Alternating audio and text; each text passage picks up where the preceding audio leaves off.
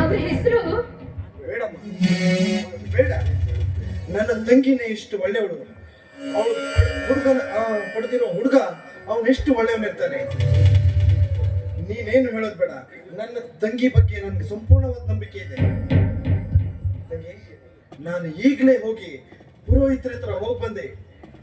ಯಾವ ದಿನಕ್ಕೆ ಮುಹೂರ್ತ ಇಟ್ಕೊಳ್ಬೋದು ಅಂತ ಕೇಳ್ಬರ್ತೀನಿ, ಆಯ್ತಾ? ಅಣ್ಣ, ಅದರ ವಿಚಾರವನ್ನು ಮಾಡಬೇಡ. ಈಗಾಗಲೇ ಅವರು ಎಲ್ಲವನ್ನು ನಿರ್ಧಾರ ಮಾಡಿ ಪುರೋಹಿತರ ಹತ್ರ ಮುಹೂರ್ತ ಕೂಡ ಇರಿಸ್ಕೊಂಡು ಲಗ್ನ ಪತ್ರಿಕೆ ಕೂಡ ತಂದಿದ್ದಾರೆ. ಒಂದ್ ನಿಮಿಷ ಇರು, ನಾನ್ ತೆಗೆದುಕೊಂಡು ಬರ್ತೀನಿ. ನನ್ನ ತಂಗಿ ಇಷ್ಟು ಬೇಗ ಮದುವೆ ಇಟ್ಕೊಂಡು ನಾನು ಏನ್ ಮಾಡಿ? ಅಣ್ಣ ತಗೋ.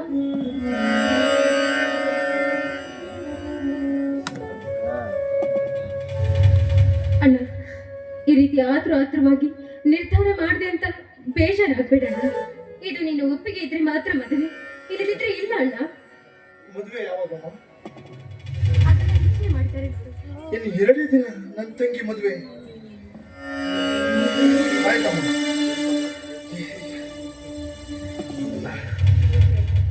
ಈಗಲೇ ನಾವು 3 ಜನರಿಗೆಲ್ಲ ಹೋಗಿ ಬರ್ತೀನಿ, ಆಯ್ತಾ? ಯಾಕೋ ಹೇಳ್ತಾ ಇದೀಯ? ಇಲ್ಲಮ್ಮ, ನೋಡು, ಇಷ್ಟು ದಿವಸ ಕಷ್ಟ ಕೊಟ್ಟೆ, ಕುಡ್ದು ನನ್ನ ತಂಗಿ ನನ್ನ ಜೊತೆಗೆ ಇದ್ಲು. ಈಗ ನಾನು ಒಳ್ಳೆ ಮನುಷ್ಯ ಆಗಿ ಬಂದಿದ್ದೀನಿ. ಆದ್ರೆ ನನ್ನ ತಂಗಿ ನನ್ನ ಜೊತೆ ಇರಲ್ಲ ಅಂತ ಅಳುವಂತಮ್ಮ. ಆದ್ರೂ ನನಗೆ ತುಂಬಾ ಸಂತೋಷ ಆಗ್ತಾ ಇದೆ. ಯಾಕೆ ಹೇಳು? ಇಷ್ಟು ದಿವಸ ನನ್ನ ತಂಗಿ ಕಷ್ಟ ಅನುಭವಿಸಿದವಳು ಗಂಡನ ಮನೆಯಲ್ಲಾದ್ರೂ ಸುಖವಾಗಿರ್ತಾಳಲ್ಲ. ತಂಗಿ, ಇವತ್ತು ನೀನು ಅಳು, ಆದ್ರೆ ಮದುವೆ ದಿನ ಅಳಬಾರ್ದು. ನಾನು ಅಳಲ್ಲ. ಒಂದ್ ನಿಮಿಷ ಅಣ್ಣ, ನಾನು ನಿನ್ನ ಹತ್ರ ಇನ್ನೊಂದು ಕೇಳ್ತೀನಿ. ನನ್ ಕೊಡ್ತೀಯಾ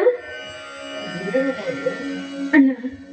ಹೆಣ್ಣಾದವಳಿಗೆ ತನ್ನ ತವರು ಮನೆಯಿಂದ ಅಣ್ಣನಾದವನು ಏನಾದ್ರೂ ಒಂದು ಉಡುಗೊರೆ ಕೊಟ್ರೆ ಅದನ್ನ ನನ್ನ ಅಣ್ಣ ಕೊಟ್ಟ ಉಡುಗೊರೆ ಅಂತ ಗಂಡನ ಮನೆಯಲ್ಲಿ ಸಂತೋಷ ಪಡ್ತಾಳೆ ಅಣ್ಣ, ಸಂತೋಷ ಪಡ್ತಾಳೆ. ಆ ಸಂತೋಷ ನೀ ನನಗೆ ಕೊಡ್ತೀಯ ಅಲ್ವಾ? ಹೇಳು, ನನಗೆ ಕೊಡ್ತೀಯ? ಮಾತನ್ನ ಹೇಳ್ತೀಯ ತಾಯಿ. ಈ ಅಣ್ಣ ಕೊಡೋ ಉಡುಗೊರೆ ನೀನು ಜೀವನ ಪರ್ಯಂತ ಮರಿಬಾರ್ದು ಅಂತ ಉಡುಗೊರೆನ ನಾನು ಕೊಡ್ತೀನಿ. ಗಂಡನ ಮನೆಯಲ್ಲಿ ಇದು ಅಣ್ಣ ಕೊಟ್ಟ ಉಡುಗೊರೆ ಅಂತ ನೀನು ಹೇಳ್ತಾನೆ ಇರ್ಬೇಕು. ಅಂತ ಉಡುಗೊರೆನ ನಾನು ಕೊಡ್ತೀನಮ್ಮ.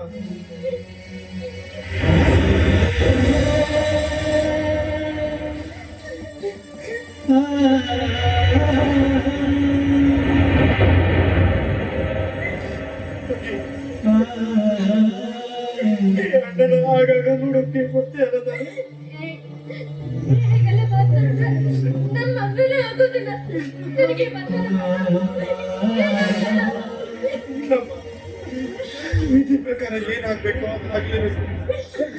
ನೋಡು, ಅಳ್ಬಾರ್ದು. ಇವತ್ತೇ ಕೊನೆ ಮದುವೆ ದಿನ ಅಳ್ಬಾರ್ದು.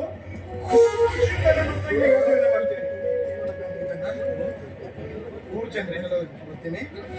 ಮದುವೆಗೆ ಏನೇನು ಸಿದ್ಧತೆ ಮಾಡ್ಕೊಳ್ಬೇಕು ಅದನ್ನ ಮಾಡ್ಕೊಳ್ತೀನಿ. ಮಾಡ್ತಾ ಇದೀಯಾ? ಅಳ್ಬೇಡ. ನೀನು ಅಳ್ಬಾರ್ದು. ನಿನ್ನ ಹತ್ರ ನಂಗೂ ಅಳ ಬರುತ್ತೆ.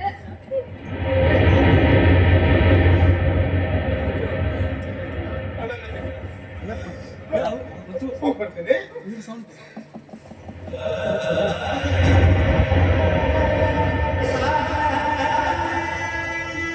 ದೇವ್ರೆ, ಇದುವರೆಗೂ ನಾನು ಏನಾಗಬೇಕು ಅಂತ ಅಂದ್ಕೊಂಡಿದ್ದು ಕೊನೆಗೂ ನನ್ನ ಆಸೆ ಈಡೇರಿತು. ನನ್ನನ್ನ ಈ ಕುಡಿತದಿಂದ